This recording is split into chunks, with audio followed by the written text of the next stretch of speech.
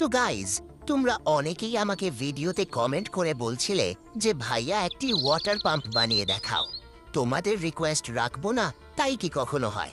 তাই আজ আমি তোমাদের জন্য নিয়ে এসলাম খুব সহজে এবং একদম কম খরচে একটি পাওয়ারফুল মিনি ওয়াটার পাম্প বানানোর ধামাকাদার ভিডিও।